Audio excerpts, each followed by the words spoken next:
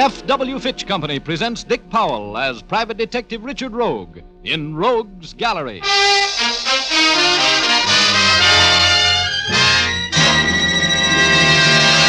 This chiseler's got you all fouled up in a murder, baby. You'll fry for it. Senor Rogue, I don't know anything about a murder. Tippy killed him. He killed Maxon. Conchita knows nothing about it. Stop being chumps, will you? You're both in this with me. You helped me frame Rogue for it. With Maxon Khan, I'm the biggest operator in town. All we have to do is kill Rogue, and we got the world by the tail. You'll all go to the chair for it. You can't get away with killing me. I'm going to kill you, Rogue, right now. If you've got anything to say it, because here it comes, fall guy.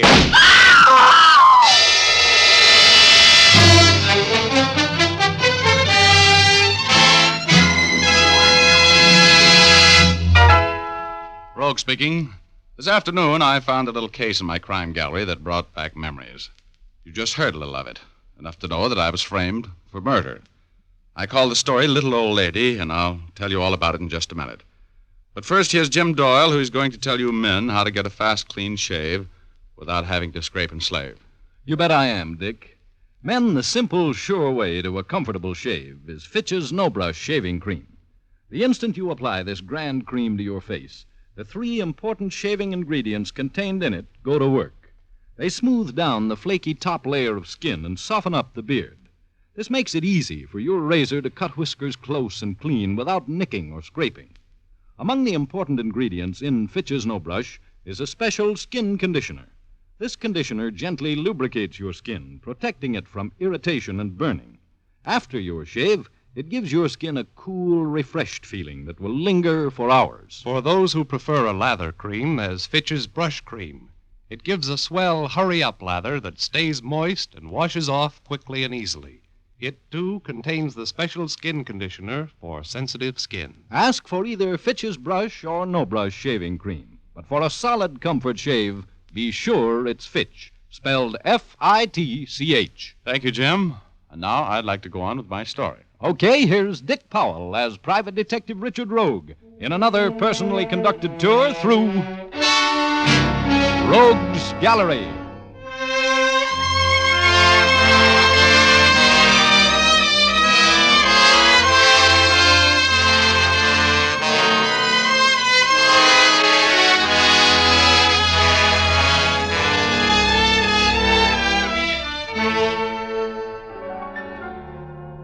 I was looking at the world through azure-colored glasses that afternoon. I was as low as a centipede's hangnail and just about as irritated. A couple of lush cases I'd been working on had blown up without paying off, and the girl I was madly in love with that week was madly in love with some other guy. I needed some money, I needed a vacation, and I needed a new love interest. When the door to my office opened, and in walked a Latin-type panic who made my heart beat in a rumba rhythm that would have made Cougat sound like Spike Jones.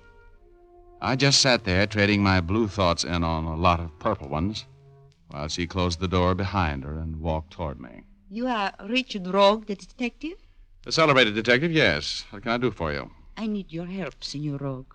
Okay. What's your name? Conchita Morales. Oh, the singer, huh? That's right. I'm in trouble, Senor Rogue. You know, I sort of suspected that was why you came to see me. What's your difficulty? Well, it's hard to explain, but there is a man in this town who is threatening me. Well, that's not hard to explain. You're the sort of a girl who is liable to be threatened. What do you mean by that, Senor Rogue? Well, that you are beautiful and extremely desirable and, well, pardon me, Miss Morales. I shouldn't have said that. I'm just in a kind of an impolite mood today, I guess.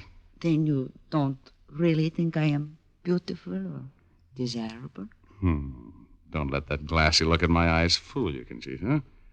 I can see, and what I see pleases me, if you go for understatements. Then you will help me. You know, beauty's a wonderful thing, Mexican type, but so is money. My time's for sale. I have money. I will give you $250 if you will help me. What do you want me to do? I want you to get some letters back for me. Oh? Why? Because I write them when I'm very young and foolish to a man I think I love. I do not love him. I hate him. I want to marry someone else, that man I love, but I cannot because of these letters. Oh, here. Slow it down to a gallop, Conchita. I'm getting a little confused. Who has the letters? Frank Maxon is his name. He's no good. He is what you call a poor loser. Uh-huh. And who is this man you love at the moment? Tippy Tyler. We will be married soon. Oh, you will be married, so... Well, in that case, let's make this strictly business.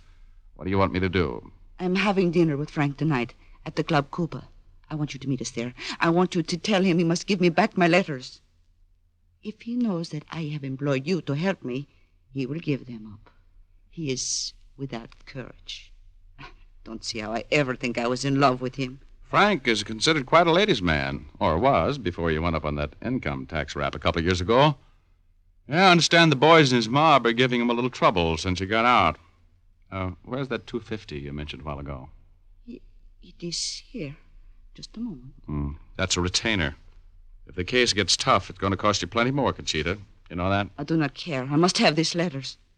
Here is $250. Thank you.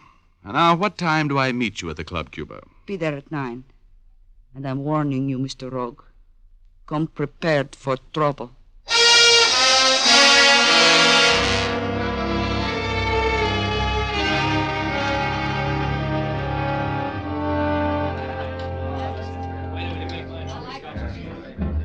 Oh, hello, Senor Rogue. You are late. Sorry, I was held up in traffic. Oh, hello, Frank. Well, what are you doing here, Rogue? Conchita invited me. Sit down, please. Thank you. What is this, a surprise party on me, Conchita? Mr. Rogue is working for me, Frank. Yep. I came down to help Conchita recover some letters from you. How about it? Nice of you to be interested, Rogue, but Conchita and I can take care of our own affairs without any outside assistance. Goodbye, Rogue. No, I like it here. Where are the letters, Frank? You bore me, Mr. Rogue. I wish you'd leave. Make him give them to you, Richie Rogue. I want those letters, Frank.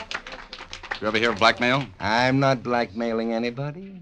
Those letters are mine. They came to me through the mail. If I want to keep them, I will. But you're threatening me with them. That is illegal, isn't it, Mr. Rogue? Sure. It's especially illegal for a guy who's out on parole. Who's gonna call the cops in on this deal? You, Conchita? Mr. Rogue will handle it for me. Look, sweetheart, it's no go. See? You and I'll just have to work this out our own way. Hit him, Mr. Rogue. Kill him. No. Now, there are ways of handling petty larceny pasties like Frank that you never heard of, Conchita. Look, Frank, you know you've got 2 strikes against you. Are you going to play ball with me? Conchita's mine, and she's going to stay that way, Rogue. She's not getting away from me with your help or any other way. Well, I've asked you 2 or 3 times to get out of here, Rogue. Are you leaving? No. I'm sorry about this. I always liked you, Rogue. Oh, Smitty. Yes, Mr. Maxon? Will you ask the boys to throw Mr. Rogue out, please? If your thugs lay a hand on me, I'll break your neck, Maxon. We'll see. Throw him out, boys.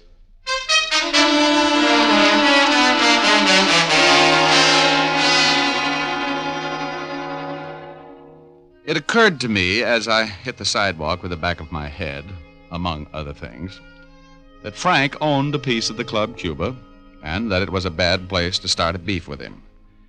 I got up piece by piece, counted my arms and legs, and waited a while for Conchita to come out. She didn't. So I felt in my pocket for that $250.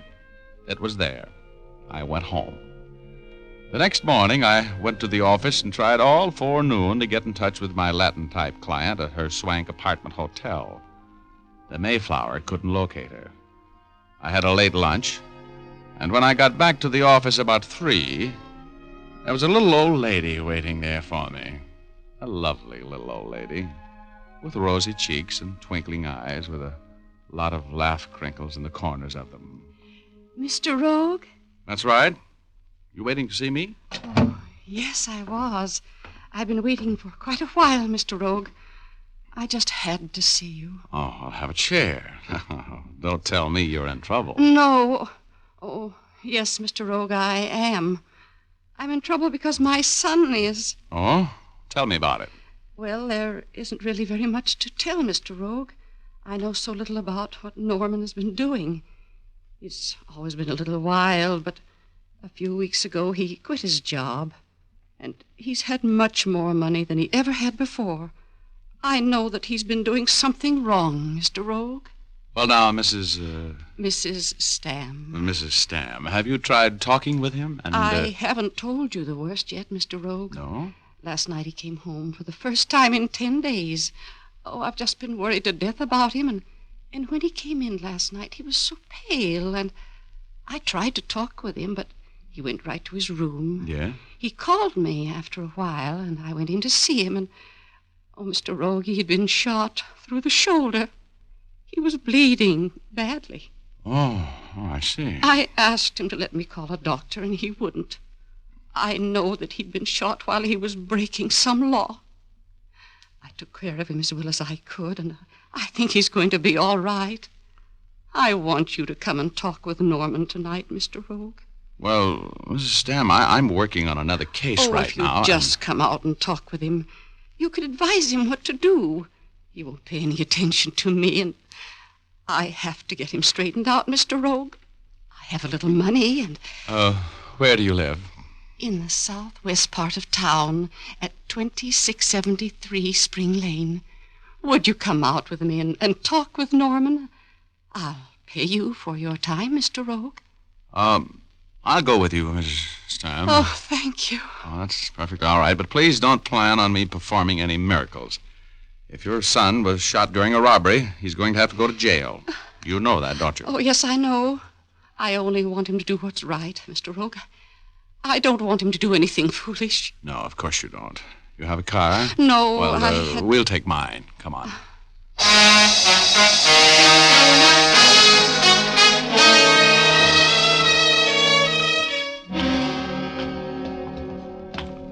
Well, you certainly have plenty of privacy out here, Mrs. Stamm. Yes, it's lonesome. But my husband bought it many years ago. He thought then that it would build up out here, but it hasn't. Did your son know you were coming in to see me? Oh, no, I didn't tell him. He's right here in the front bedroom, Mr. Rogue.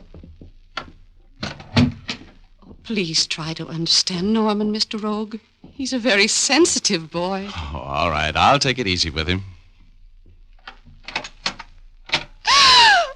He's gone!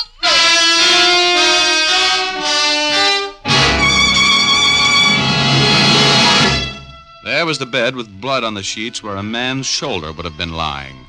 There was no note. No sign of the wounded boy I'd made the trip to see. The little old lady was almost hysterical. I finally got her calmed down.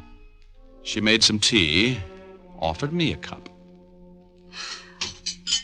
I should never have gone away and left him. I should have known better. He was frightened, Mr. Rogue. Now, drink your tea, Mrs. Stamm. Don't cry. Don't worry. I'll take care of everything for you. We'll find him. You will help me, won't you, Mr. Rogue? Oh, of course. Please drink your tea. Don't you like it? I love it, yes. It's, it is a little bitter. It's a special kind my oldest boy sent me from China. Well, I'm feeling a little woozy. You are? Well, that's right. That's the way it should be. You poisoned me, you. That's right, Mr. Rogue. I did.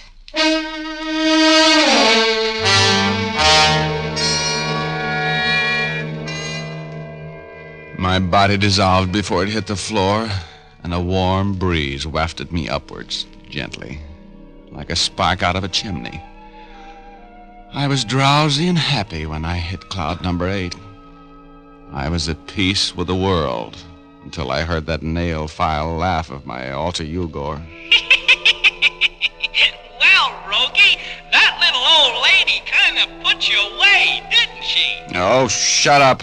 Let me sleep, midget.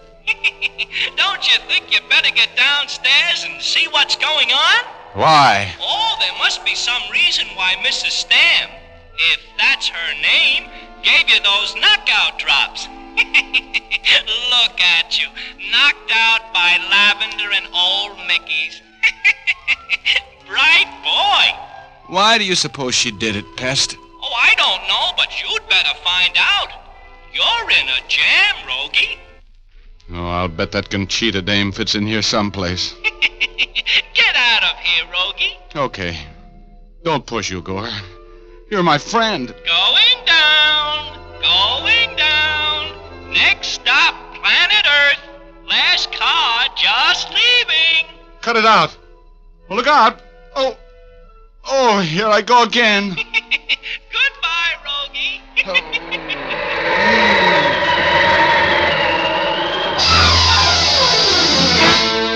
I came to in my car. My gun was gone. I looked for my money. It was still there.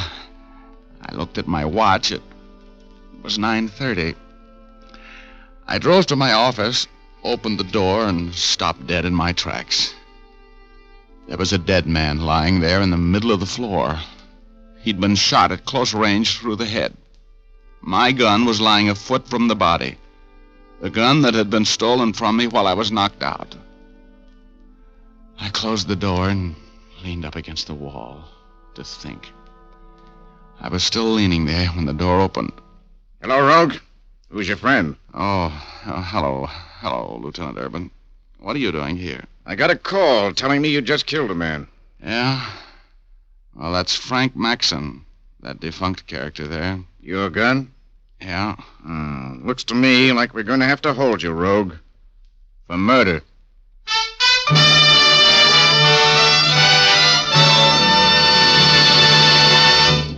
We'll return to our story in just a moment. But first, we'd like to remind you that in Marie Antoinette's time, hairdressers stood on ladders in order to dress towering hairstyles. Today, the trend in hair fashions is simplicity, a style that requires shining, immaculately clean hair. Fitch's saponified coconut oil shampoo is ideal to keep your hair looking its loveliest at all times. Made from pure vegetable and coconut oils, it protects the hair from drying and becoming harsh no matter how often you shampoo it. Just a little Fitch's saponified shampoo makes swirls of cleansing, fragrant lather that whisk away every bit of dust and dirt. And the special patented rinsing agent contained in the shampoo ensures the removal of all lather and other particles from the hair, so you won't have to bother with additional after rinses. For a shampoo that assures praise-winning results every time, use Fitch's saponified shampoo. You can have a professional application at your beauty or barber shop, or ask for an economical bottle at your drug or toilet goods counter. Fitch's saponified coconut oil shampoo, 6 full ounces, 50 cents.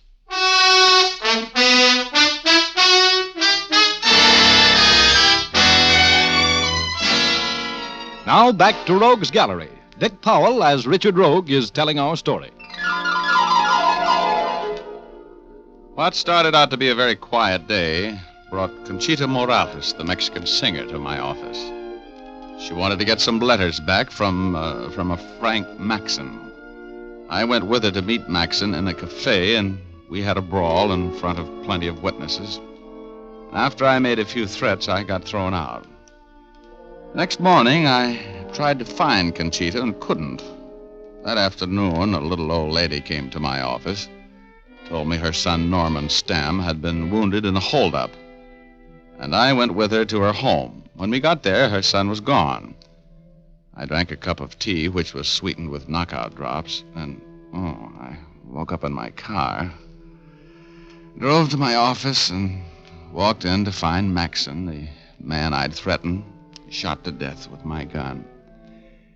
While I was standing there wondering what to do next, Lieutenant Urban of Homicide walked in.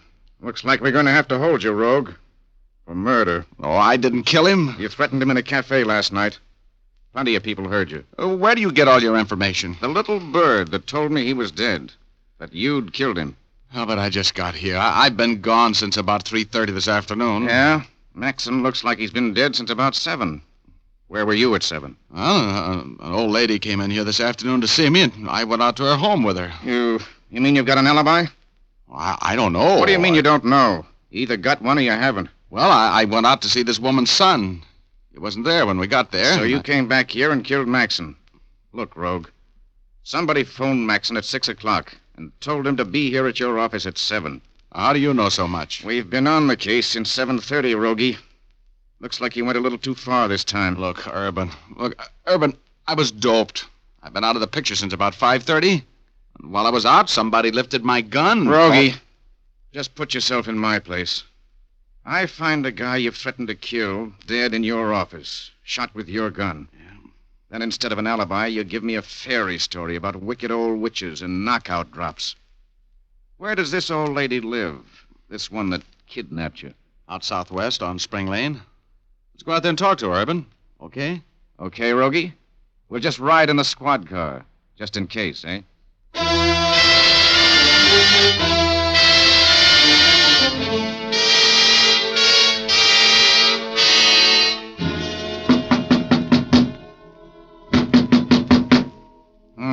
No lights on. There's nobody home. Think we'll go in, Rogie. As long as you say there's a wounded man in here, I don't have to have a warrant. Try the door. Oh, well, it's unlocked. Come on. Turn on the lights. Well, they don't go on. You got your flashlight? Yeah. Look, Rogie. The furniture's all covered. There's nobody living in this house. Urban, come over this way. Let's look in this bedroom. Are you sure you're all right, Rogie? Sure. Come on, over here. Well? Well, there's not even any furniture in this room. That's right.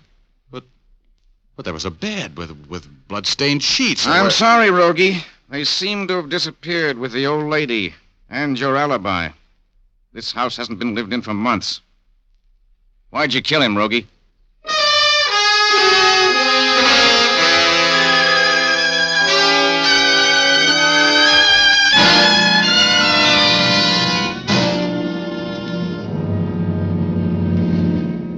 Look, Urban, you know me better than to think I'd pull a dumb rub out like that in my office. Yeah, but there are no fingerprints on that gun but yours, Rogie. And he was killed in your office, and you don't have an alibi. What am I supposed to do? I'm a cop.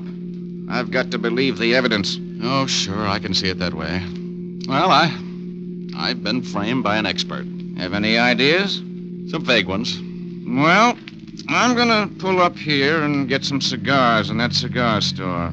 If you're not here when I get back, I'll expect you at headquarters in an hour. Thanks, Urban. Good luck, Rogie.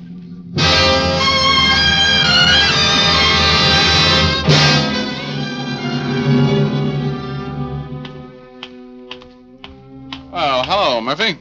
How's my favorite house detective? Oh, hello, Rogue. What are you doing here at the Mayflower, huh? I want to talk with one of your guests, Flatfoot. Do you owe me any favors? Maybe. What do you want me to do? Give me the pass key to Conchita Morales' apartment. You want me walking the streets? Now, just give me the pass key. And if you hear any shooting, come up. What's the deal, Rogue?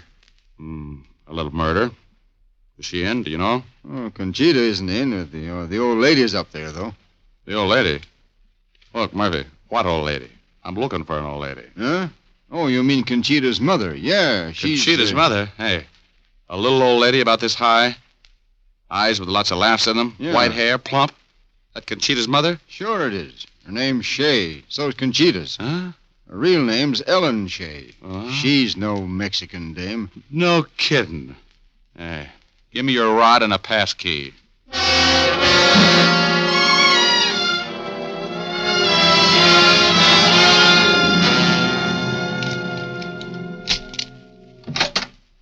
No, don't get up. Please, Mrs. Shea. Just keep your seat. Oh, Mr. Rogue. Yeah, surprised to see me? Yes, I am. A little. I can understand that, Mrs. Shea. You figured me for a murder rap, didn't you? Please don't point that gun at me. For some reason or the other, Mrs. Shea, I don't trust you. No.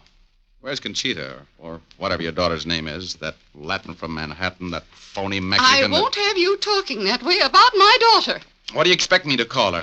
After the two of you framed me for murder. Murder? You said that before. What do you mean? Are you going to drop that act? Murder, I said. And murder's what you framed me for. Now, sit down. Where's Conchita? I'm expecting her any moment. Drop that gun, Rogue. Oh, Tippy, where have you been? I've been waiting for you to come in. He keeps talking about a murder. I said drop that gun, Rogue. And why should I drop the gun? Because if you don't, I'm going to pull the trigger on this one. And it's resting at the back of your neck. Come on, drop it.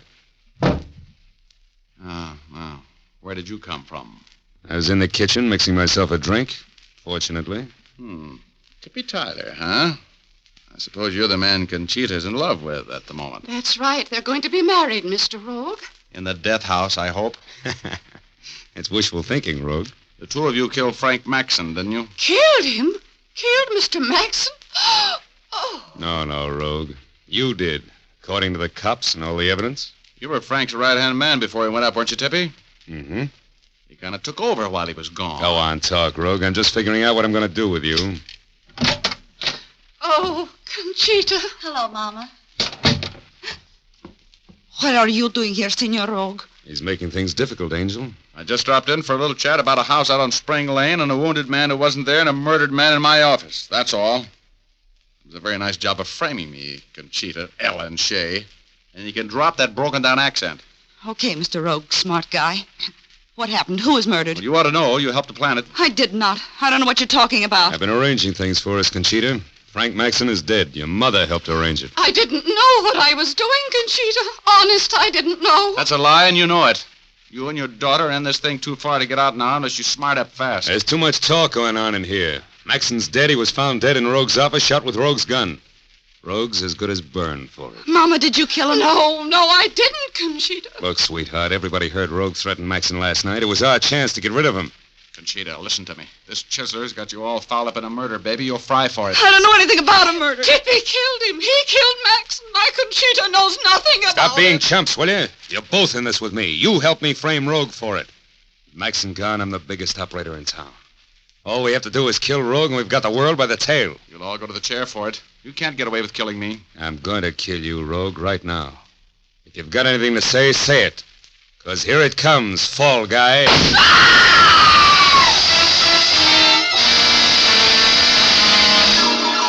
The little old lady picked up my gun and let Tippy have it right between the eyes. He never knew what hit him. The house Dick came charging in, and she told him the whole story. Tippy owned that house she took me to. He framed it with the old lady to get me out of the way, giving her some cock-and-bull story about wanting to search my apartment. She pleaded guilty to giving me the knockout drops, but denied, knowing that he was framing me for murder. And as long as she saved my life and gave me an alibi for the time of the murder, I believed her. The judge let her off with a suspended sentence at my request. Conchita was very grateful to me. And when Conchita, she was grateful, oh, the angels she sing. Oh, brother.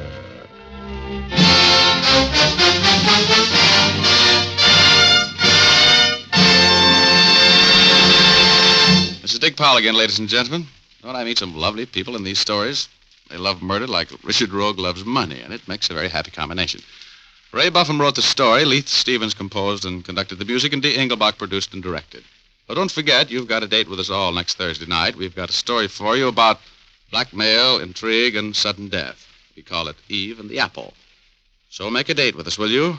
Thanks for listening, and good night, all. Now here's Jim Doyle. Don't forget to tune in again next Thursday, same time. Oh, and by the way, be sure to see Dick Powell in his newest RKO picture, Cornered, at your local theater soon. And as I was saying, don't forget to tune in again next Thursday, same time, same station, when you will again hear Dick Powell as Richard Rogue in Rogue's Gallery. Remember, if dandruff is your problem, ask for Fitch's Dandruff Remover Shampoo. Removes dandruff the first time it is used. Fitch's Dandruff Remover Shampoo is the only shampoo whose guarantee to remove dandruff is backed by one of the world's largest insurance companies. This statement can be made by no other shampoo. Ask for Fitch's Dandruff Remover Shampoo at your drug or toilet's good counter, barber, or beauty shop. Fitch is spelled F-I-T-C-H.